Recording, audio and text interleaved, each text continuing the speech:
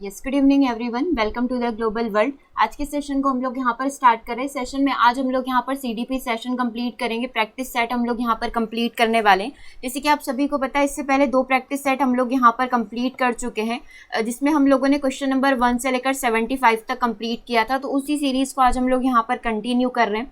ठीक है, तो स्टार्ट करते हैं आज के सेशन को। उससे पहले जितने भी स्टूडेंट चैनल पर न्यू हैं, चैनल को सब्सक्राइब कर ले ताकि इसी तरीके से वीडियोस के नोटिफिकेशन आपको मिलते रहें। और साथ ही व्हाट्सएप ग्रुप में जुड़ने के लिए आप मैसेज कर सकते हैं 8770803840। यदि आप यूपी टेट की तैयारी कर रहे हैं और यदि किसी भी टीटी एग्जाम की तैयारी कर रहे हैं और यदि आप फुल सीडीपी कोर्स को बाय करना चाहते हैं विद द 2500 क्वेश्चन सीरीज, तो आप सेम व्हाट्सएप नंबर पर संपर्क कर सकते हैं।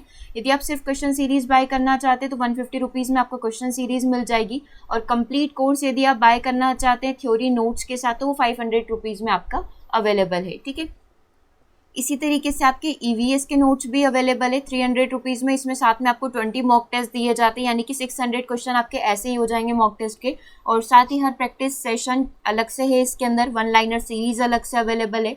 और साथ ही आपका जितने भी चैप्टर होते हैं उनके साथ के क्वेश्चन अवेलेबल है। तो यदि कंप्लीट ईवीएस की तैयारी फ्रॉम बेसिक आपको करनी है तो आप ईवीएस का कोर्स भी बाय कर सकते हैं। इसी तरीके से आपका मैथ्स पेडागोजी का कोर्स भी अवेलेबल है। जस्ट ₹99 में आप कंप्लीट कोर्स को यहाँ पर बाय कर सकते हैं। ठीक है, वेबसाइट का लिंक एंड टेलीग्राम का लिंक आपको वीडियो के डिस्क्रिप्शन में मिल जाएगा। वहाँ से जाकर भी आप वेबसाइट एंड टेलीग्राम को विजिट कर सकते हैं। स्टार्ट करते हैं आज के सेशन को। क्वेश्चन नंबर 76 से हम लोग यहाँ पर स्टार्ट करेंगे। इससे पहले कि यदि 2 सेशन आपने मिस कर दिए तो नीचे प्लेलिस्ट का लिंक रखा है, वहाँ पर जाकर आप उसे विजिट कर सकते हैं। ऊपर आई बटन पर क्लिक करके आप दोनों ही सेशन को विजिट कर सकते हैं। स्टार्ट करते हैं क्वेश्चन नंबर 76 से। के अनुसार बालक का विकास आनुवंशिकता तथा वातावरण का गुणनफल होता है। मतलब ये स्टेटमेंट जो है आनुवंशिकता और वातावरण की बात जो है किसके द्वारा कही गई है? वुडवर्ड के द्वारा, गैरेट के द्वारा, हॉलैंड के द्वारा या फिर थॉर्नडाइक के द्वारा। करेक्ट आंसर यहाँ पर क्या होना चाहिए? बालक का विकास आनुवंशिकता और वातावरण का गुणनफल होता है। मतलब बच्चे में जन्म से आनुवंशिकता के साथ साथ हम लोग बोलेंगे कि जैसे जैसे वो बड़ा होता जाता है, वातावरण के जितनी भी चीज़ें अपने आसपास के इन्वायरमेंट से सीखता है वो सारी चीज़ें देखने को मिल सकती है। तो इस प्रकार की बात यहाँ पर कही गई है वुडवर्थ के द्वारा। तो करेक्ट आंसर आपका हो जाएगा ऑप्शन नंबर 1। नेक्स्ट क्वेश्चन की बात करेंगे। क्वेश्चन नंबर 77 आपकी स्क्रीन पर है। मनोविज्ञान ने सर्वप्रथम अपनी आत्मा का परित्याग किया, फिर अपने मन को और फिर अपनी चेतना का, अभी वह एक प्रकार के व्यवहार को संजोए हुए है। ये स्टेटमेंट किसके द्वारा दिया गया है? एक बार से और आप चाहें तो स्टेटमेंट देखें। मनोविज्ञान ने सर्वप्रथम अपनी आत्मा का परित्याग किया, फिर अपने मन का और फिर अपनी चेतना का, अभी क्या है उसके पास सिर्फ व्यवहार है। आपने देखा होगा यदि हम लोग 16वीं शताब्दी से बात करें तो पुराने समय में ऐसा होता था, मनोविज्ञान आत्मा का विज्ञान है, मनोविज्ञान मन का विज्ञान है। फिर धीरे धीरे 18वीं तक आया चेतना का विज्ञान है। और अभी 20वीं सदी की यदि हम लोग बात करें तो हम लोग मानते हैं कि मनोविज्ञान क्या है? व्यवहार का विज्ञान है। तो ये इस डेफिनेशन में आपको मनोविज्ञान का पूरा इतिहास मिल जाता है। आत्मा का विज्ञान, मन का विज्ञान, चेतना का विज्ञान और अभी व्यवहार की बात करता है कौन? मनोविज्ञान। तो ये स्टेटमेंट देने वाले कौन है? टिचनर है, वुंट है, वुडवर्थ है या फिर मैक्ड्यूगल है? अगेन आपका आंसर होगा यहाँ पर ऑप्शन नंबर सी, यानी कि ये स्टेटमेंट जो है दिया गया है यहाँ पर वुडवर्थ के द्वारा। ठीक है, चलिए आगे बात करते हैं। क्वेश्चन नंबर 78 आपकी स्क्रीन पर है। मनोलैंगिक विकास में सुप्तावस्था का वर्ष अंतराल जो है क्या है? देखो, सुप्तावस्था की बात की जा रही है, लेटेंसी स्टेज की बात की जा रही है, मनोलैंगिक विकास है यानी कि कहानी है ये आपके सिगमंड फ्रायड की। और किसकी बात की गई है? लेटेंसी स्टेज की। तो आपको एक बार से सारी 5 जो स्टेजेस होती है उसके बारे में पता होना चाहिए, फिर हम लोग यहाँ पर आ जाएंगे क्वेश्चन के ऊपर। देखो, सबसे पहली जो स्टेज होती है वो ओरल स्टेज होती है। कब से कब तक चलती है? 0 से 1 साल तक चलती है, हम लोग जानते हैं। ठीक है, कब से कब तक चलेगी? 0 से 1 साल तक चलेगी। बच्चा oral activity through their mouth और थ्रू देयर हैंड एक्टिविटी यहाँ पर करता है। ठीक है, तो ये पहली स्टेज हो गई। दूसरी होती है एनल स्टेज, जिसे हम लोग बोलते हैं गुदावस्था। ठीक है, इनके हिंदी नाम यहाँ पर लिख देते हैं। पहली अवस्था हो गई मौखिक अवस्था, दूसरी हो गई गुदा अवस्था। अब ये जो गुदा अवस्था होती है कब से कब तक चलती है? 1 से 3 साल तक चलती है। ठीक है, इसमें बच्चा जो अपनी डेली रूटीन एक्टिविटी होती है लाइक ब्रशिंग करना, वॉशरूम जाना, ये जितनी भी एक्टिविटी होती है ना, ये खुद से करना सीखता है, कोशिश करता है खुद से करने की और उसे फ्रीडम यहाँ पर मिलना चाहिए, ऐसी एक्सपेक्टेशंस रहती है। जो तीसरी स्टेज होती है उसे बोला जाता है फैलिक स्टेज, है ना। ये फैलिक स्टेज हो की आपकी हो गई, इसे बोला जाएगा हिंदी में लैंगिक अवस्था। यहाँ पर खुद बच्चा जो है स्वयं के लिंग की पहचान कर लेता है, वो लड़का है या लड़की है। ठीक है, लड़का होगा तो वो उस तरीके की एक्टिविटी करेगा लाइक कार वगैरह चलाना, इससे खेलना, है ना। टॉयज़ वगैरह भी उसके होंगे। अगर लड़की होगी तो उसके पास किचन का सामान होगा, डॉल होगी, इस प्रकार की चीज़ें देखी जा सकती है, मतलब अपने लिंग की पहचान करना, फिर उसका ड्रेसअप जो होगा वो उसी के अकॉर्डिंग होगा। फिर आता है लेटेंट स्टेज, सुप्तावस्था या सुतुप्तावस्था इसे यहाँ पर बोला जा सकता है। ये चलती है 6 टू पुबर्टी। देखो फैलिक जो चलती है 3 से 6 साल तक चलती है। हमने कई सारे क्वेश्चन किए कि जो बच्चा 3 साल की अवस्था में अपने लिंग की पहचान कर लेता है ना, वही वाली चीज़ें। जो सुप्तावस्था होती है वो 6 से पुबर्टी तक, यौवन अवस्था तक चलती है। इसमें लिबिडो जो है इनएक्टिव हो जाता है, बच्चा अपने लिंग के बारे में ना सोचकर फोकस करता है नई नई चीज़ों को लर्न करने पर। आपने देखा होगा बाल्यावस्था में यही चीज़ें होती है, बच्चा काफ़ी ज़्यादा क्यूरियस रहता है, बच्चा नई नई चीज़ों को सीखने की कोशिश करता है, तो इसका लिबिडो जो है दैट टाइम इनएक्टिव रहता है। बच्चा नई नई चीज़ों को लर्न करने पर या फिर सिर्फ स्टडी के ऊपर, ये जो स्पेसिफिक चीज़ें हैं सिर्फ उसी के ऊपर ये फोकस करता है, तो इसे सुप्तावस्था बोला जाता है। फिर आता है जेनेटियल स्टेज। अब जो जेनेटियल स्टेज होगी ये यौवन अवस्था से लेकर आगे कंटिन्यू रहती है। लाइक हम लोग बोल सकते हैं बच्चा यहाँ पर मैच्योर हो जाता है, सेक्सुअली इंटरेस्ट यहाँ पर लेने लग जाता है। लाइक लड़का है तो उससे इंटरेस्ट होगा लड़कियों से बात करने में, उन्हें फ्रेंड बनाने में, तो ये जेनेटियल स्टेज यहाँ पर इसे कंसीडर किया जाता है। तो ये 5 अवस्थाएं होती है सिगमंड फ्राइड की। अभी हमसे बोला गया था कि सुप्तावस्था यानी कि लेटेंसी स्टेज की बात हो रही थी, तो लेटेंसी स्टेज 4th नंबर की होती है जो कि 6 से पुबर्टी तक यानी कि यौवन अवस्था तक चलती है। तो हम लोग बोल सकते हैं यहाँ पर जिसे करेक्ट आंसर होना था वो हो गया आपका ऑप्शन नंबर बी। ठीक है, अगले प्रश्न की तरफ। इसी तरीके से और भी आप देखिए कि क्या क्या क्वेश्चन यहाँ पर बन सकते हैं। तो सिगमंड फ्राइड को हम लोग यहाँ पर कंप्लीट कर लेते हैं। निम्नलिखित में से देखो क्या पूछा गया है कि निम्नलिखित में से कौन सी फ्राइड द्वारा प्रदत्त मनोलैंगिक अवस्था नहीं है। अभी आपने सारी अवस्थाएं देख ली, आपने 5 स्टेजेस देख ली, उसमें से कौन सी अवस्था नहीं है। देखो ये इंग्लिश नेम इधर दिए हुए हैं, ठीक है, तो कंफ्यूज ना हो। शेषना अवस्था लिखा हुआ है जिसे हम लोग फैलिक स्टेज बोलते हैं, जिसे हम लोग लैंगिक स्टेज बोल सकते हैं। एक ऑटोनोमी स्टेज बोला गया, स्वायत्ता अवस्था बोला गया। तीसरा आपका एनल स्टेज है, गुदा अवस्था है। और 4th आपका ओरल स्टेज है। देखो ये वाली जो स्टेज होती है ये आपकी पहली होती है मौखिक अवस्था है, मुखावस्था आप इसे बोल सकते हैं। ठीक है, तो ये भी हमारे इसके अंदर थी। एनल स्टेज जो गुदा अवस्था थी ये भी आपके 5 स्टेजेस के अंदर आती है। फैलिक स्टेज जो तीसरे नंबर पर आती है ये भी आती है, ये दूसरे नंबर की होगी, ये तीसरे नंबर की होगी। चौथे नंबर की अभी जस्ट हम लोगों ने डिस्कस किया लेटेंसी स्टेज होती है। और 5th नंबर की जेनेटियल स्टेज होती है। क्या उसमें कहीं से कहीं तक स्वायत्ता की बात करी थी क्या? हमने नहीं करी थी। तो करेक्ट आंसर यहाँ पर क्या हो जाएगा आपका ऑप्शन नंबर बी की स्वायत्ता अवस्था जो है किसी भी मनोवैज्ञानिक या फिर स्पेसिफिक फ्राइड की बात करें तो इनके द्वारा दी गई स्टेज में नहीं आता है।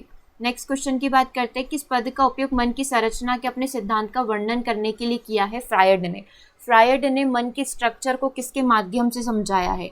कॉन्शियसनेस के माध्यम से यानी चेतना के माध्यम से, आइसबर्ग के माध्यम से, लिबिडो के माध्यम से या लैंडस्केप के माध्यम से? क्या आंसर यहाँ पर करेक्ट होगा आपका ऑप्शन नंबर बी। आइसबर्ग आपने देखा है, हिमालय आपने देखा है, इसका डायग्राम आप यहाँ पर देखें। देखो अनकॉन्शियस माइंड को समझाने के लिए या फिर मन की संरचना को समझाने के लिए उन्होंने हिमबर्ग का प्रयोग किया है। ये जो आइसबर्ग आप देख पा रहे हैं इसका प्रयोग यहाँ पर इनके द्वारा किया गया है।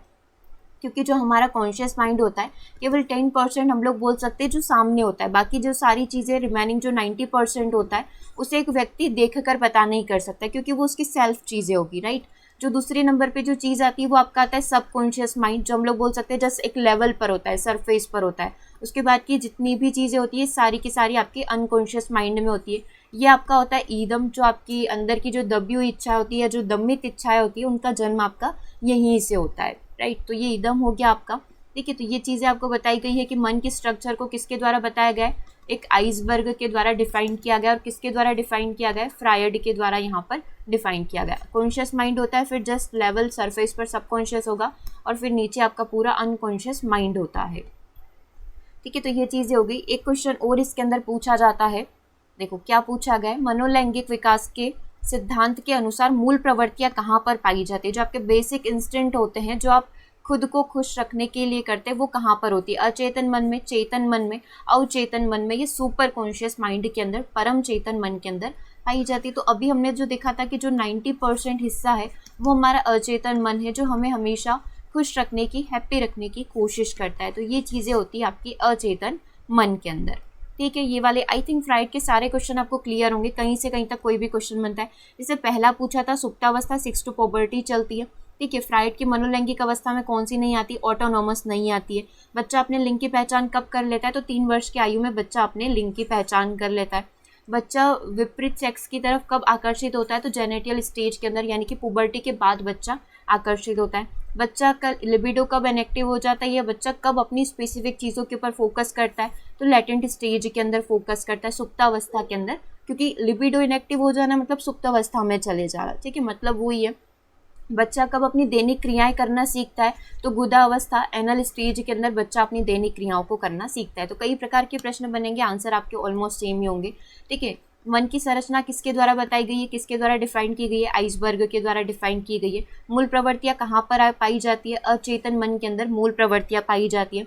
कौन हमें हमेशा एक दैविक मार्ग दिखाता है, सही दिशा दिखाता है, तो हम लोग बोलते सकते हैं कि हमारा जो सुपर ईगो होता है वो हमें हमेशा सही मार्ग दिखाता है। ईदम हमें हमेशा खुश रखने की कोशिश करता है, और जो ईगो होता है या फिर अहम होता है वो हमेशा सही निर्णय लेता है। डिपेंड करता है ईदम और सुपर ईगो के ऊपर, ठीक है। तो ये सारे ही सिगमंड फ्राइड के कॉन्सेप्ट हो गए।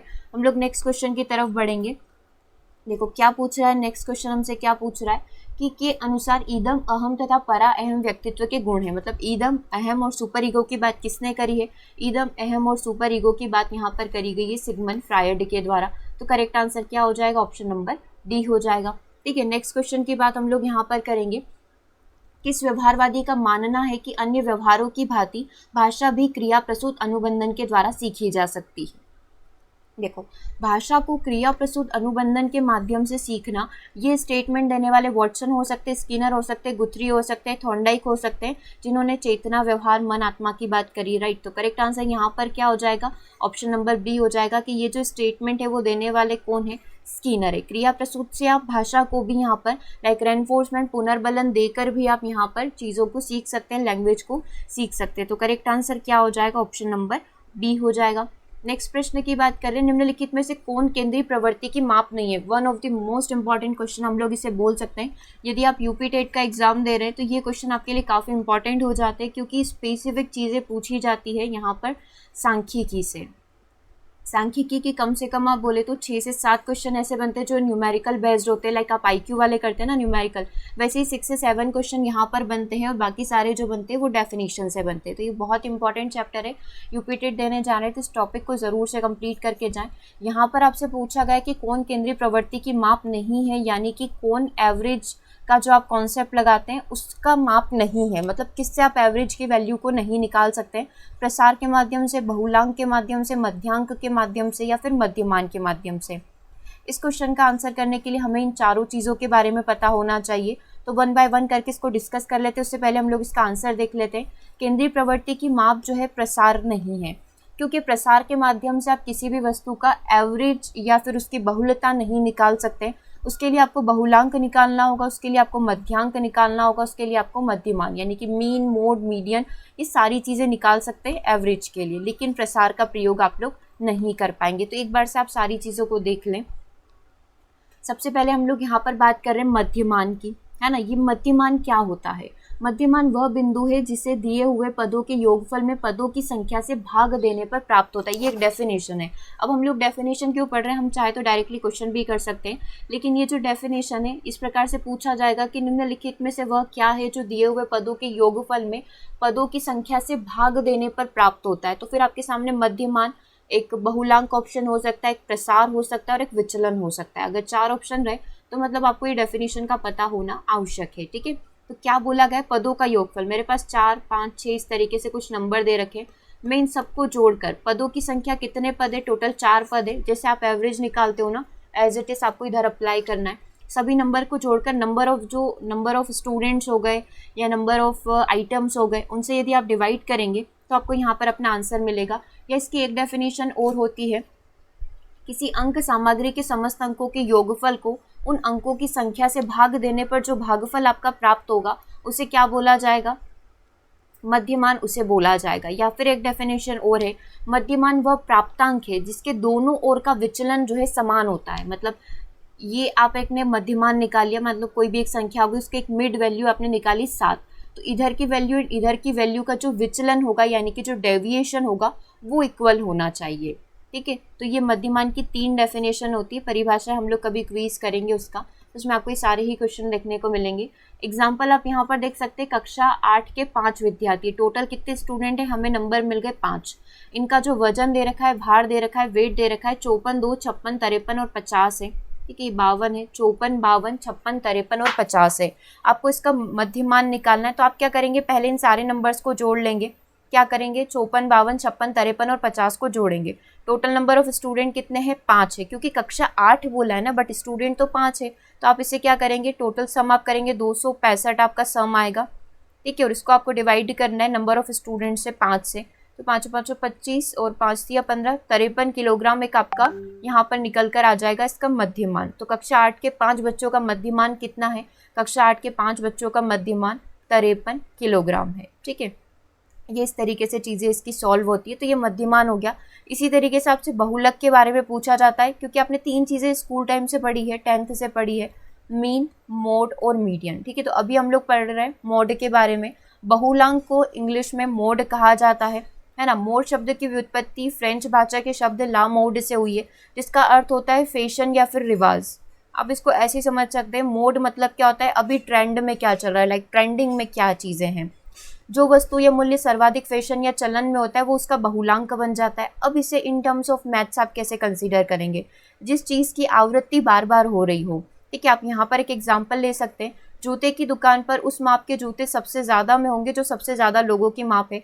मतलब आपने देखा होगा 9 नंबर के जूते जो हैं, एक एवरेज लिया जाए तो सबसे ज़्यादा लोगों को फिट आते हैं। तो उस दुकान पर सबसे ज़्यादा आप देखोगे तो वैरायटी मिलेगी आपको 9 नंबर के जूते के अंदर, है ना। या फिर आप कपड़े की दुकान पर जाते हैं, कपड़े की दुकान में आपने देखा होगा कई सारी साइज़ होती है, स्मॉल हो गई, मीडियम हो गई, है ना, लार्ज हो गई, एक्स्ट्रा लार्ज हो गई, डबल एक्सेल हो गई। आपने देखा होगा आपको जो है ये मीडियम वाले कपड़े बहुत ज़्यादा मिलते हैं। इस वैरायटी में आपको कई सारे कपड़े मिल जाएंगे, अलग अलग कलर में, अलग अलग डिज़ाइन में, अलग अलग पैटर्न में। क्योंकि ज़्यादातर कपड़ों को हम लोग कंसीडर करें एक अभी एग्जाम्पल के तौर पर कि मीडियम साइज़ के ज़्यादा लोग हैं हमारे आसपास के एरिया में, तो कपड़े वही ज़्यादा खरीदे जाते हैं। मतलब ज़्यादा बहुलता किसकी है, या जो बारंबारता है वो किसकी है, मीडियम साइज़ के कपड़ों की है, 9 नंबर के जूते की है। ठीक है, तो वो क्या है, वो बहुलता हो गई। 9 नंबर का जूता बहुलता हो गया, मीडियम साइज़ के जो कपड़े हो गए वो बहुलता से उस दुकान पर आपको मिलेंगे।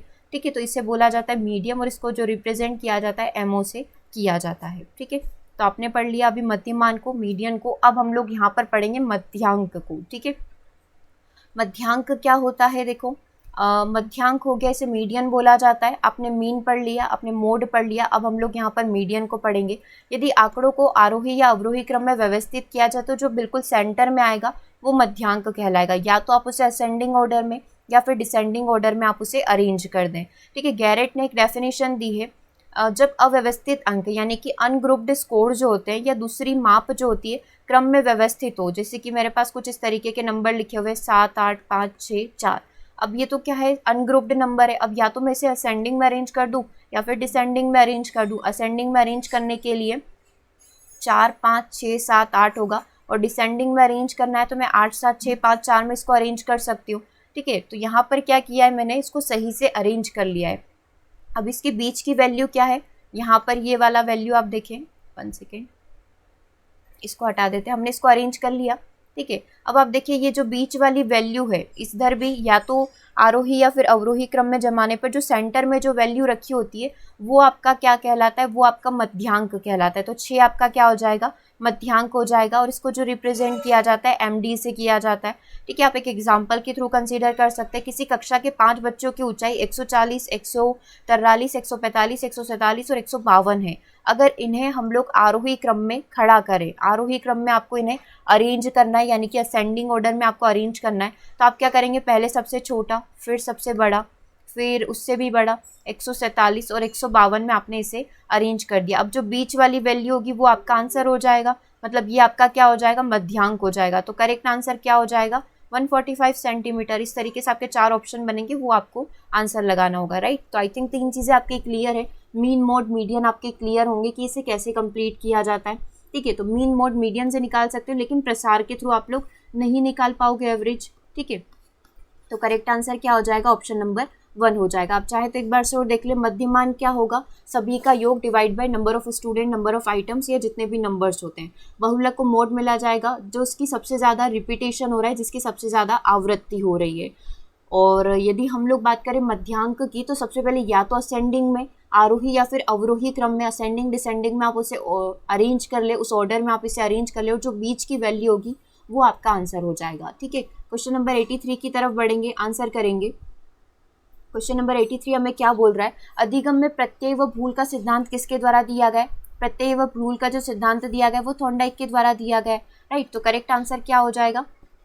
ऑप्शन नंबर सी हो जाएगा। अगले प्रश्न की बात करेंगे, निम्नलिखित मापन के स्तर में सबसे अच्छा, देखो सारी प्रकार की मापनी हमने पढ़ी है, नामिक पढ़ी है, क्रमिक पढ़ी है, अंतराल पढ़ी है, अनुपात पढ़ी है, ठीक है, और परम शून्य वाली स्थिति भी पढ़ी थी। तो सबसे बेस्ट इन चारों ऑप्शन के अकॉर्डिंग कौन सी होना चाहिए? अनुपात स्केल जो होता है या फिर अनुपात मापनी जो होती है या फिर जो रेशियो स्केल होती है वो सबसे बेस्ट यहाँ पर मानी जाती है। अगला प्रश्न देखना, नेक्स्ट क्वेश्चन क्या बोल रहा है, निम्नलिखित में से कौन व्यक्तित्व की प्रक्षेपी परीक्षण विधि नहीं है? मतलब इन चारों में से कौन सी प्रोजेक्टिव मेथड आपकी नहीं है? रोशाशाही डब्बा यानी कि इनब्लॉट टेस्ट की बात हो रही है, थीमेटिक एप्रिसिएशन टेस्ट की यानी कि विषय अंतर्बोध परीक्षण की बात हो रही है, शब्द साहचर्य परीक्षण यानी कि सेंटेंस कंप्लीशन टेस्ट जो कि आपके रीड के एग्जाम में भी पूछा गया था, एससीटी की बात हो रही है, और 16 पीएफ यानी कि 16 पर्सनालिटी कारक व्यक्तित्व कारक सिद्धांत की बात हो रही। तो देखो ये वाली प्रोजेक्टिव नहीं होती क्योंकि इसमें क्वेश्चन आंसर पूछे जाते, कोई ऐसी सिचुएशन या परिस्थिति नहीं बनाई जाती जिस पर आपको अपना रिएक्शन देना हो या आपको कोई भी एक्टिविटी करनी हो।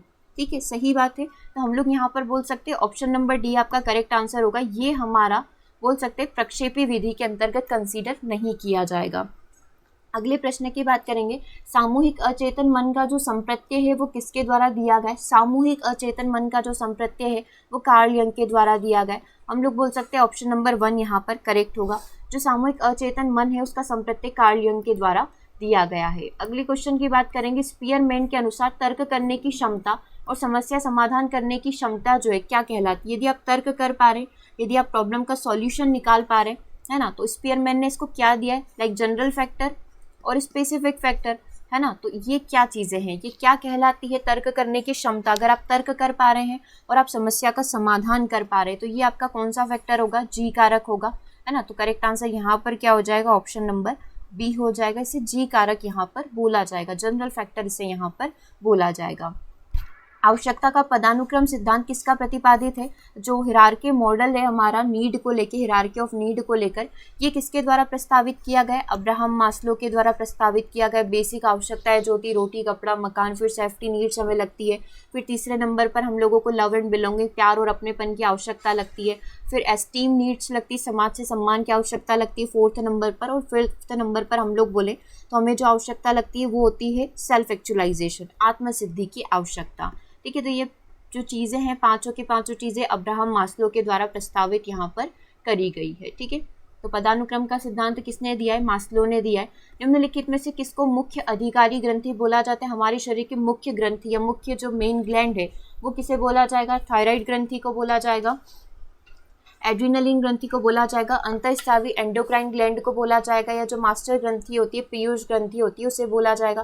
पीयूष ग्रंथि हमारी मुख्य ग्रंथि होती है, राइट। तो करेक्ट आंसर यहाँ पर आपका क्या हो जाएगा? ऑप्शन नंबर डी, पीयूष ग्रंथि मास्टर ग्रंथि को ही मुख्य ग्रंथि के नाम से या फिर अधिकारी ग्रंथि के नाम से जाना जाता है। क्वेश्चन नंबर 90 को देखेंगे, पढ़ाते समय सामान्य कक्षा में अध्यापक का सर्वाधिक ध्यान किस मनोवैज्ञानिक तथ्य पर होना चाहिए? टीचिंग करते समय किस चीज़ को फोकस करना होगा? शिक्षण तकनीक को, शारीरिक क्षमता को, व्यक्तित्व भिन्नता को, या पारिवारिक स्थिति को? देखो हमें बताया कि बच्चे जो होते हैं व्यक्तित्व रूप से काफ़ी डिफरेंट होते हैं, तो हर एक चीज़ को फोकस करते हुए हमें यहाँ पर चीज़ों को पढ़ाना पड़ता है ना। तो व्यक्तित्व भिन्नता यानी कि इंडिविजुअल डिफरेंसेस को ध्यान में रखते हुए टीचर को यहाँ पर टीच करना होगा। किसके ध्यान रखना है? बच्चों के इंडिविजुअल डिफरेंसेस को ध्यान में रखते हुए। ठीक है, क्वेश्चन नंबर 91 की बात करेंगे, अधिगम स्थानांतरण के द्वितत्व का सिद्धांत यानी कि वही जनरल फैक्टर और स्पेसिफिक फैक्टर किसके द्वारा दिया गया? स्पीयरमैन के द्वारा दिया गया। करेक्ट आंसर क्या हो जाएगा? ऑप्शन नंबर बी हो जाएगा, अभी जस्ट डिस्कस किए थे। चलो अगले प्रश्न की बात करेंगे, सीखी हुई बात को स्मरण रखने या पुनः स्मरण करने की असफलता। मतलब आपको पुरानी चीज़ें याद नहीं आ रही है, आप कुछ पुरानी चीज़ों को यहाँ पर भूल चुके हैं। अगर ऐसी कोई असफलता आपके साथ हो रही है तो इसे क्या बोला जाएगा? पुनः स्मरण होना, विस्मृति हो जाना, संवेदना हो जाना, या फिर स्मृति होना। करेक्ट आंसर क्या होगा? Option number B. इसे क्या बोला जाएगा? इसे कहा जाएगा विस्मृति, फॉरगेटिंग, भूल जाना, चीज़ों को क्या कर जाना? भूल जाना, फॉरगेटिंग इसे यहाँ पर बोला जाएगा। नेक्स्ट प्रश्न की बात करें, नेक्स्ट क्वेश्चन आपकी स्क्रीन पर है, व्यक्ति में उन मनोशारीरिक अवस्थाओं का गतिशील संगठन जो उसके पर्यावरण के साथ अद्वितीय सामंजस्य स्थापित करता है क्या बोला जाता है? व्यक्ति में उन मनोशारीरिक अवस्थाओं का गतिशील संगठन, देखो व्यक्तित्व की बात हो रही है, मनोशारीरिक अवस्थाओं की बात हो रही है, मतलब एक व्यक्ति की शारीरिक स्ट्रक्चर की बात हो रही है और साथ ही पर्यावरण के उसके सामंजस्य की बात हो रही है। तो इस प्रकार की डेफिनेशन हमारे व्यक्तित्व को डिफाइन करती है, हमारी पर्सनालिटी को डिफाइन करती है। So we can say that यहाँ पर जो करेक्ट आंसर बनना है वो क्या बनना है, ऑप्शन नंबर 1 है ना। व्यक्तित्व की बात की जाएगी, पर्सनालिटी की बात की जाएगी। व्यक्ति में उन मनोशारीरिक अवस्थाओं का गतिशील संगठन जो उसके पर्यावरण के साथ अद्वितीय सामंजस्य स्थापित करता है, पर्सनालिटी कहलाएगा, व्यक्तित्व कहलाएगा। व्यक्तित्व के संगठन का स्वरूप कैसा होता है, मतलब अगर हम पर्सनालिटी की बात करें तो वो कैसी होती है, सोशली और इकोनॉमिकली कनेक्टेड होती है, मनोवैज्ञानिक शारीरिक होती है। मतलब अगर आपको बोला जाए कि आप अपनी पर्सनालिटी को डिफाइन करें तो किन टर्म्स में करेंगे, कि मैं बहुत अमीर हूँ तो मेरा व्यक्तित्व ऐसा है, ऐसे करोगे क्या, कैसे करोगे, सोशली और साथ ही पॉलिटिकल पॉइंट्स उसके अंदर लेकर आओगे, या फिर मनोवैज्ञानिक के साथ साथ आध्यात्मिक पॉइंट लेकर आओगे। देखो मनोवैज्ञानिक तो ठीक है, मनोवैज्ञानिक के हिसाब से आप इंट्रोवर्ट है, एक्सट्रोवर्ट है, वो कैटेगरी आ गई, और शारीरिक के हिसाब से आप बॉडी का स्ट्रक्चर बता सकते हो ना, मनोवैज्ञानिक शारीरिक हो गई है ना, क्योंकि आपने देखा है व्यक्तित्व को डिफाइन करने के लिए, आपकी पर्सनालिटी को बताने के लिए शेल्डन हो गए है ना, बहुत सारे मनोवैज्ञानिक ने शारीरिक गति के आधार पर बताया है और कुछ अपने मनोवैज्ञानिक के आधार पर बताया। तो इस प्रकार से किसी भी व्यक्ति के व्यक्तित्व को डिफाइन किया जा सकता है। तो हम लोग बोल सकते हैं ऑप्शन नंबर बी यहाँ पर करेक्ट हो सकता है ना। चलो आगे बढ़ेंगे, नेक्स्ट क्वेश्चन नंबर 95 को देखेंगे। अधिगम का क्रिया प्रसूत अनुबंधन का सिद्धांत किसके द्वारा दिया गया, क्रिया प्रसूत अनुबंधन का सिद्धांत, इसके माध्यम से आप भाषा को भी सीख सकते हैं, किसके द्वारा दिया गया, स्किनर के द्वारा दिया गया, ऑप्शन नंबर डी आपका करेक्ट होगा। नेक्स्ट प्रश्न की बात करेंगे, औसत बुद्धि वाले बालकों की जो बुद्धि लब्धि होती है वो कितनी होती है, एक एवरेज बच्चे का IQ कितना होना चाहिए, हमें पता है कि 90 से 110 के बीच में होना चाहिए। कहाँ दिख रहा है 90 से 110, ये रहा 90 से 109 के बीच में, यानी कि जो करेक्ट आंसर है वो क्या हो जाएगा, ऑप्शन नंबर सी हो जाएगा। ये प्रखर बुद्धि बालक हो जाएंगे और ये मंद की कैटेगरी में आ जाएंगे। एक एवरेज हमारे पास रखा है 90 से 110 के बीच में का, ठीक है। क्वेश्चन नंबर 97 को देखेंगे। बांडुरा का कथन है कि बच्चे प्रतिक्रियाएं प्रतिमानीकरण द्वारा सीखते हैं, मतलब क्या, बच्चे किसी भी चीज़ को किसी भी चीज़ को रिस्पॉन्सिव वे में देना या उस पर अपनी प्रतिक्रिया देना प्रतिमान के द्वारा, प्रतिमान मतलब चीज़ों को कॉपी करके इन द सेंस कि उसको एनालिसिस करके, उसको ऑब्जर्व करके, यानी कि उसको निरीक्षण करके। अभी आप देख लो निरीक्षण कहाँ लिखा हुआ है, ऑब्जर्वेशन या एनालिसिस कहाँ पर लिखा हुआ है, अभ्यास है। ये तो व्यवहारवादियों की बात हो गई है ना, तो ये तो नहीं हो सकता।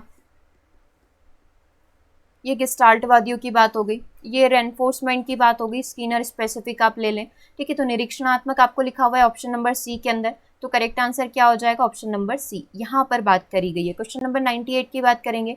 पियाजे के संज्ञानात्मक विकास में अमूर्त तर्क एवं परिपक्व नैतिक चिंतन की अवस्थाएं कहाँ पर आती है, हम लोगों को क्या बोला गया है कि अमूर्तता में तर्क करना, मतलब कल्पनात्मक चिंतन करना, नैतिक चिंतन करना, तो वो तो बड़ी अवस्था में आएगा ना। कब आएगा, किशोरावस्था के अंदर, यानी कि औपचारिक संक्रियात्मक अवस्था में 12 वर्ष के बाद आएगा।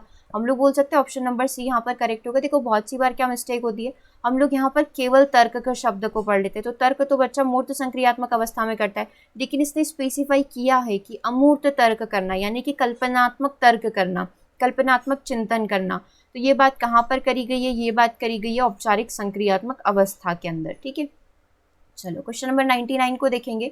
जन्मजात व्यक्तित्व गुणों का योगफल है, जन्मजात व्यक्तित्व गुणों का योगफल किसे माना जाता है, समानता को, निरंतरता को, वंशानुक्रम को, या फिर युयुत्सा को। देखो आपको पता है वंशानुक्रम जो है, वंशानुक्रम के गुण आप देख सकते हैं व्यक्ति के अंदर, है ना, तो वंशानुक्रम ही जन्मजित व्यक्तित्व गुणों का योगफल माना जाता है। मतलब जन्म से जो चीज़ें आपके अंदर रहेगी वो वंशानुक्रम रहेगा, और बाकी सारी चीज़ें जो है आपको आसपास के पर्यावरण इन्वायरमेंट से मिलती है। चलिए हम लोग आ चुके हैं क्वेश्चन नंबर 100 पर, एक शतक हम लोग कंप्लीट करेंगे। मनोवैज्ञानिकों के अनुसार निम्नलिखित में से किस विधि द्वारा मूल प्रवृत्तियों में परिवर्तन लाया जा सकता है। यदि आपके अंदर कुछ ऐसे बेसिक इंस्टेंट है जो शुरुआती समय से हैं, यदि आप उसे बदलना चाहते हैं तो आप क्या करेंगे, कोरिलेशन बिठाएंगे, सहसंबंध बिठाएंगे, मार्गांतीकरण आप लोग यहाँ पर कर सकते हैं, सब्लिमेशन आप कर सकते हैं, विलियन यहाँ पर कर सकते हैं, नवीनीकरण कर सकते हैं। ये क्वेश्चन आपका बन रहा है रक्षा तंत्र जो युक्तियाँ हैं उनसे, तो आप यहाँ पर क्या कर सकते हैं, मार्गांतीकरण कर सकते हैं। तो हम लोग बोलेंगे ऑप्शन नंबर बी यहाँ पर करेक्ट होगा। आप अपनी मूल प्रवृत्तियों को चेंज करना चाहते हैं, आप काफ़ी एग्रेसिव हैं, आप काफ़ी ज़्यादा क्रूर हैं, आप शांत बनना चाहते हैं, आप काम बनना चाहते हैं, तो आप लोग क्या करें, आप मार्गांतीकरण को अपनाइए, आप यहाँ पर अपने व्यवहार में परिवर्तन लेकर आइए, उसको कहीं और जाकर उसका यूटिलाइजेशन आप कर सकते हैं, ठीक है। तो करेक्ट आंसर यहाँ पर क्या हो सकता है, वन एंड ओनली मार्गांतीकरण होगा, ठीक है। चलिए अगले प्रश्न की बात करते हैं, नेक्स्ट क्वेश्चन देखेंगे। क्वेश्चन नंबर 101 आपकी स्क्रीन पर है। प्रत्ययों का बने रहना एक प्रक्रिया है। प्रत्ययों का बने रहना एक प्रक्रिया है। कौन से प्रत्ययों का? देखो, प्रत्ययों का बने रहना एक विषम प्रक्रिया है, अनियमित प्रक्रिया है, सामयिक प्रक्रिया है या फिर संचयी प्रक्रिया है। क्या आंसर यहाँ पर करेक्ट हो सकता है? देखो, अगर आपने कोई भी कॉन्सेप्ट, प्रत्यय मतलब क्या होता है? कॉन्सेप्ट बना के रखना। आपने कोई भी कॉन्सेप्ट बनाकर रखा है तो आपने उसको क्या करके रखा है? स्टोर करके रखा है, संचय करके रखा है।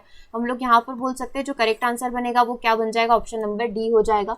प्रत्ययों का बनते रहना, आप नए नए कॉन्सेप्ट को बिल्ड करते रहते हैं, बनाते रहते हैं, तो ये आपकी एक संचयी प्रवृत्ति होती है। ये चीज़ें आपके मेमोरी में स्टोर होती रहती है। हम लोग बोल सकते हैं करेक्ट आंसर क्या हो सकता है? Option number D. अगला प्रश्न है, कौन सी चीज़ भूलने का कारण यहाँ पर नहीं है? अगर मानसिक तनाव होते हैं तो आप चीज़ों को भूलते हैं। पुनरावृत्ति का अभाव, यदि आपने उसको रिवाइज नहीं किया, आपने रिकॉल नहीं किया तो आप चीज़ों को भूल जाते हैं। ठीक है। सीखने की मात्रा, शिक्षक की योग्यता, तो कौन सी चीज़ें यहाँ पर भूलने का कारण? टीचर की योग्यता आपके भूलने का कारण नहीं है ना, वो तो बच्चों के ऊपर डिपेंड करेगा कि वो कितनी मात्रा में पढ़ रहे हैं, रिवाइज कर रहे हैं कि नहीं कर रहे, उनके मन में कुछ द्वंद्व तो नहीं चल रहे हैं। तो करेक्ट आंसर क्या हो जाना चाहिए? ऑप्शन नंबर डी हो जाना चाहिए। ठीक है। नेक्स्ट क्वेश्चन की बात करते हैं। सामान्य पुरुष में XY गुणसूत्र होते हैं, हमें सभी को पता है। XY गुणसूत्र रिस्पॉन्सिबल फैक्टर होता है एक पुरुष के जन्म के लिए, एक मेल जन्म के लिए। लेकिन महिला के जन्म में रिस्पॉन्सिबल फैक्टर यहाँ पर क्या होता है, या रिस्पॉन्सिबल जो क्रोमोसोम होते हैं वो क्या होते हैं? XX होते हैं। ये महिला के लिए रिस्पॉन्सिबल होता है। पुरुष की बात करेंगे तो XY होगा। अगर ये दोनों मिल जाते हैं तो फिर से एक महिला का जन्म होगा, और ये दोनों मिलते हैं तो फिर से एक पुरुष का जन्म होगा। ठीक है। तो अभी महिला की बात चल रही है, तो महिला के लिए हम लोगों को लगाना पड़ेगा ऑप्शन नंबर 1। चलिए नेक्स्ट क्वेश्चन की तरफ बढ़ेंगे। 104 आपकी स्क्रीन पर है। मूल्यों के वर्गीकरण में क्या चीजें सम्मिलित नहीं होती है? आध्यात्मिक मूल्य का होना, येन केन प्रकारेण धनार्जन का मूल्य होना, नैतिक मूल्य का होना या सांस्कृतिक मूल्य का होना। वर्गीकरण में कौन सी चीजें सम्मिलित नहीं रहेगी? देखो, आध्यात्मिक मूल्य आपके ज्ञान को बढ़ाएगा, आपके मूल्य, आपके लाइक मोरल और एथिकल वैल्यूज है उसको इंक्रीज करेगा। आध्यात्मिक, नैतिक, सांस्कृतिक भी होगा। लेकिन इधर उधर से आपने कोई धन का अर्जन किया है, धनार्जन, धन का अर्जन किया है, तो ये आपके मूल्य में नहीं आता है ना। हम लोग मूल्य क्या होते हैं? हमारी वैल्यू, हमारा व्यवहार, वो चीज़ें होती है। धन का अर्जन आपके मूल्य में नहीं आएगा। ठीक है। तो करेक्ट आंसर क्या हो जाएगा? ऑप्शन नंबर बी हो जाएगा। अगले प्रश्न की बात करेंगे। अभिप्रेरणा का वर्गीकरण होता है स्वाभाविक और कृत्रिम रूप से, कम महत्वपूर्ण तथा अधिक महत्वपूर्ण रूप से, जन्मजात और अर्जित हो सकता है, अभिप्रेरणा तथा प्रलोभन हो सकता है।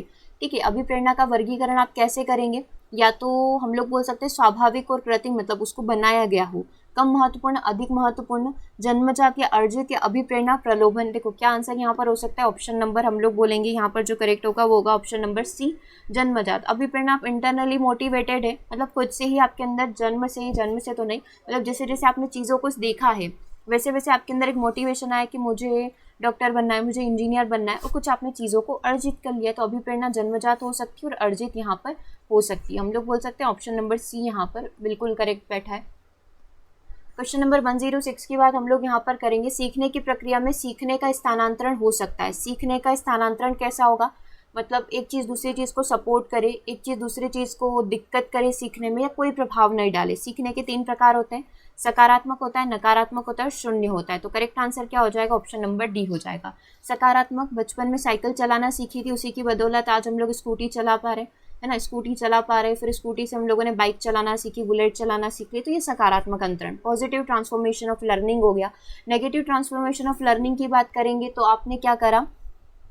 नकारात्मक हम लोग बोल सकते हैं कि आपने कन्नड़ सीखा, कन्नड़ के बाद आपने कोई एक और लैंग्वेज सीख ली, मलयालम सीख ली, लेकिन दोनों लैंग्वेज आपकी कंफ्यूज हो रही है कि कहाँ पर किस शब्द का प्रयोग करें, तो ये नकारात्मक, एक चीज़ दूसरी चीज़ को यहाँ पर दिक्कत करी और शून्य, कोई प्रभाव नहीं पड़ रहा है। ठीक है। आप सीधे हाथ से भी लिखें, आप उल्टे हाथ से भी लिखें, तो शून्य अंतरण है, कोई प्रभाव यहाँ पर नहीं पड़ेगा। तो ये सारे के सारे आपके लर्निंग ट्रांसफॉर्मेशन होते हैं, positive, negative and zero transformation of learning. ठीक है।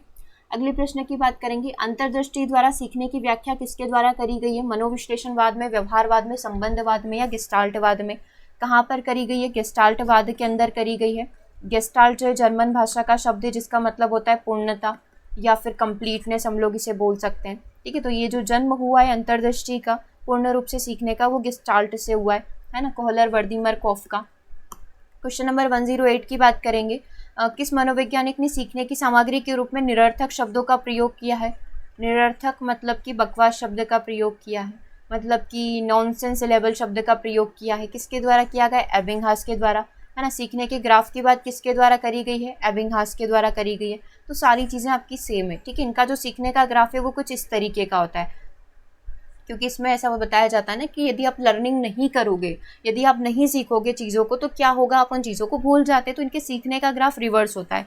बाकी सारे जो हम लोग व्यवहारवादियों के अंदर जो सीखने के ग्राफ बनाते हैं बिहेवियरिज्म में, गेस्टाल्ट में, तो वो इस तरीके के हो सकते हैं, लेकिन इनका जो सीखने का ग्राफ है वो लाई करता है, ऐसे डिक्रीजिंग वे में जाता है, क्योंकि अगर रिवाइज नहीं करा तो आप डेफिनेटली चीज़ों को भूल जाएंगे, क्योंकि शुरुआती समय में तो सब कुछ सीख कर बैठे होते हैं ना, इसलिए।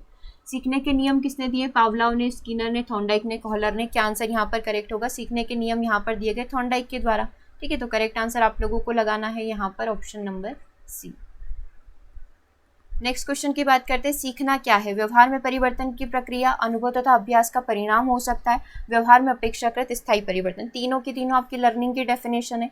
हम लोग बोल सकते हैं करेक्ट आंसर जो यहाँ पर बनेगा वो क्या बन जाएगा? Option number D. ये भी सही, ये तीनों ही यहाँ पर आपके बिल्कुल राइट है। नेक्स्ट क्वेश्चन देखिएगा, क्वेश्चन नंबर 111 आपकी स्क्रीन पर है। शारीरिक वृद्धि और विकास को क्या कहा जाता है? सिर्फ शरीर में वृद्धि हो रही है, डेवलपमेंट आपका यहाँ पर हो रहा है, ये तत्परता है, अभिवृद्धि है, और गतिशीलता या फिर आनुवांशिकता है। क्या बोलेंगे? देखो, तत्परता एक अलर्टनेस तो है नहीं, गतिशीलता मतलब कि कंटिन्यू गतिशील रहना, वृद्धि एक समय के बाद कांस्टेंट हो जाती है, आनुवंशिकता ये होगा नहीं, क्योंकि आनुवंशिक गुणों की यहाँ पर बात नहीं हो रही है। क्या आंसर आप लोग यहाँ पर कंप्लीट करके आएंगे? अभिवृद्धि, इसे ग्रोथ बोला जाएगा। शारीरिक जो शरीर में वृद्धि हो रही है, विकास हो रहा है, इसे हम लोग अभिवृद्धि बोल सकते हैं। चलो अगले प्रश्न की बात करेंगे, क्वेश्चन नंबर 112 आपकी स्क्रीन पर है। चिंतन संज्ञानात्मक पक्ष की एक मानसिक प्रक्रिया है। चिंतन को लेकर ये संज्ञानात्मक पक्ष से कनेक्ट करने वाले कौन है? डीवी है, जॉन डुई है, गिलफोर्ड है, क्रूज है, या फिर रॉस है। क्या आंसर यहाँ पर आपका करेक्ट हो सकता है? ये कहानी या फिर ये जो स्टेटमेंट है ये दिया गया है रॉस के द्वारा, है ना, तो करेक्ट आंसर आपका बन जाएगा ऑप्शन नंबर डी।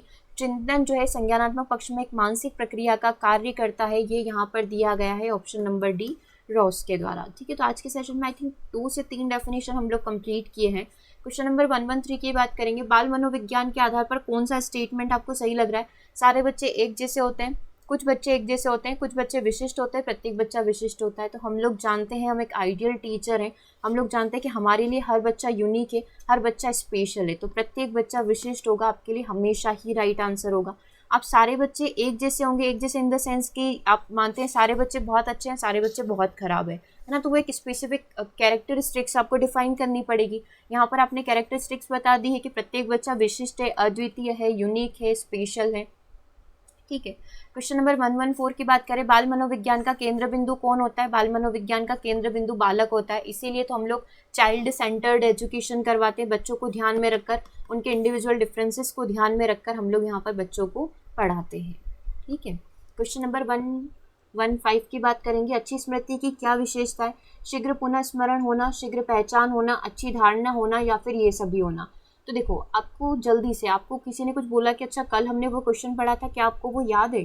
तो आपको अचानक से याद आया कि हाँ मुझे तो याद है, मतलब आपकी पुनःस्मरण वाली क्षमता बहुत अच्छी है, आपको बहुत जल्दी याद आ जाता है, आप चीज़ों को बहुत जल्दी पहचान लेते हैं, और आपका जो कॉन्सेप्शन है, जो चीज़ों की धारणा है, वो भी आपकी बहुत अच्छी है। तो हम लोग बोल सकते हैं ऑप्शन नंबर डी यहाँ पर करेक्ट होगा, यानी कि तीनों ही स्टेटमेंट आपकी स्मृति को लेकर बिल्कुल करेक्ट है। क्वेश्चन नंबर 116 की बात हम लोग यहाँ पर कर रहे हैं, क्या बोल रहा है? संवेग शब्द का शाब्दिक अर्थ क्या होता है? इमोशन का अर्थ क्या होता है? क्रोध और भय होना, मतलब गुस्सा आना, डर लगना, स्नेह, आप किसी से स्नेह कर रहे हैं, प्रेम कर रहे हैं, आप उत्तेजना या भावों के अंदर उथल पुथल होना। अगर मैकड्यूगल की बात करें तो 14 अलग अलग प्रकार के संवेग होते हैं, जिसमें वात्सल्य A to Z सबकी बात कर ली गई है। ठीक है, तो सारे के सारे संवेगों के अंदर ही कंसीडर होते हैं। तो हम लोग यहाँ पर देखें कि संवेग शब्द का शाब्दिक अर्थ, अब आपके पास क्या है? क्रोध और भय है, स्नेह तथा प्रेम है, उत्तेजना या भावों में उथल पथल है, और ऑप्शन नंबर डी है उपरोक्त में से कोई नहीं। ठीक है, तो मैकड्यूगल की बात करें तो सारे ही संवेग हमारे करेक्ट है, लेकिन इन तीनों में से अभी आपको एक सिलेक्ट करना है। तो क्या आप सिलेक्ट करोगे? उत्तेजना या भावों में उथल पुथल होना हमारा यहाँ पर संवेग का शाब्दिक अर्थ हो सकता है। अब वो जो संवेग है वो अच्छे भी हो सकते हैं, वो बुरे भी हो सकते हैं। उत्तेजना है, आप एक्साइटेड हैं, आप क्यूरियस हैं, या फिर आप क्रोधित हैं, या फिर आपके भावों में उथल पुथल चल रही है ना। तो ये सारे शब्दों को, आपके 14 ही शब्दों को डिफाइन कर रहा है आपका ऑप्शन नंबर सी। तो यहाँ पर करेक्ट आंसर आपको लगाना होगा ऑप्शन नंबर सी, क्योंकि ऑप्शन नंबर डी में ये नहीं दिया है ऑल ऑफ दिस, तो आप ये नहीं लगा सकते कि उपरोक्त में से कोई नहीं, आपको लगाना पड़ेगा यहाँ पर ऑप्शन नंबर सी, यानी कि उत्तेजना या भावों में उथल पुथल होना। क्वेश्चन नंबर 117 की बात करेंगे, कौशल सीखने की पहली अवस्था, जब भी आप सीखने जाते हैं तो आप कैसे सीखते हैं शुरुआती समय में? यथार्थता के आधार पर, कल्पनाशीलता के आधार पर, समन्वय कोऑर्डिनेशन के बेसिस पर या फिर अनुकरण के आधार पर। अनुकरण करते हैं, चीज़ों को हम लोग दोहराते हैं। स्कूल समय में भी आपने देखा होगा, जब आप स्कूल गए होंगे तो टीचर ने पहली बार चीज़ों को दोहराया था। ए फॉर एप्पल, अ से अनार, है ना, इस तरीके से 1 2 3 4 ये चीज़ों को दोहरा कर ही हम लोगों ने शुरुआती समय में किसी भी कौशल को गेन किया था, स्किल को गेन किया था। हम लोग बोल सकते हैं करेक्ट आंसर यहाँ पर क्या हो सकता है, option number D. Next question की बात करेंगे, क्वेश्चन 118 आपकी स्क्रीन पर है। मानसिक आयु का जो सर्वप्रथम समप्रत्यय है, यानी कि जो मेंटल एज की जो बात की गई थी अपने आईक्यू के कॉन्सेप्ट के अंदर, वो किसके द्वारा दी गई थी, थॉर्नडाइक, गिलफोर्ड, स्पीयरमैन या बीने साइमन के द्वारा। राइट, बीने साइमन के द्वारा ही दी गई थी। मानसिक आयु का जो सर्वप्रथम संप्रत्यय विकसित किया गया था वो बीने साइमन थ्योरी के अंदर ही आया था। शैशव अवस्था के लिए सबसे उत्तम विधि, यदि शैशव अवस्था में शुरुआती समय में आप बच्चे को पढ़ाना चाहते हैं, आप मॉन्टेसरी विधि का प्रयोग कर सकते हैं, आप खेल विधि का कर सकते हैं, आप किंडरगार्टन का कर सकते हैं, मतलब आप तीनों विधियों का प्रयोग कर सकते हैं। तो करेक्ट आंसर क्या हो जाएगा, ऑप्शन नंबर डी हो जाएगा। बाल विकास क्या है, प्रक्रिया के ऊपर बल देता है, वातावरण और अनुभव की भूमिका के ऊपर बल देता है, गर्भावस्था से किशोरावस्था तक का अध्ययन करता है, या फिर ये सारी की सारी चीज़ें बाल विकास के अंदर की जाती है। ठीक है, तो देखो बाल विकास में क्या किया जाता है, हम लोग देखते हैं कि बाल विकास में प्रक्रिया पर बल है, वातावरण और अनुभव की भूमिका पर बल है, गर्भावस्था से किशोरावस्था तक का अध्ययन है। तो ऑप्शन नंबर सी आपका यहाँ पर करेक्ट होगा। बाल विकास के अंदर गर्भावस्था से किशोरावस्था तक का अध्ययन यहाँ पर कंप्लीट किया जाता है। राइट, तो करेक्ट आंसर क्या हो जाएगा, ऑप्शन नंबर सी हो जाएगा। क्वेश्चन नंबर 121 को देखेंगे, बाल विकास का अध्ययन क्षेत्र क्या है। बाल विकास की विभिन्न अवस्थाओं का अध्ययन है, वातावरण का बाल विकास पर पढ़ने वाला अध्ययन है, व्यक्तित्व भिन्नताओं का अध्ययन है, या फिर ये सारी की सारी चीज़ें जो है बाल विकास के अध्ययन क्षेत्र के अंदर कंप्लीट की जाती है। हम लोग बोल सकते हैं सारी ही चीज़ें यहाँ पर करेक्ट होगी, सारी की सारी चीज़ें बाल विकास में करी जाती है। ठीक है, तो आज के सेशन को हम लोग यहीं ओवर कर रहे हैं। क्वेश्चन नंबर 175 से लेकर 121 तक आज के सेशन में हम लोगों ने कंप्लीट किया। इसके आगे का सेशन हम लोग नेक्स्ट क्लास में कंप्लीट करेंगे। ओके, तो सेशन कैसा लगा कमेंट करके ज़रूर से बताएं। हम लोग मिलेंगे नेक्स्ट सेशन में। थैंक्स फॉर वॉचिंग, और अपना स्कोर ज़रूर से आप एक बार शेयर कर दें। Thanks for watching.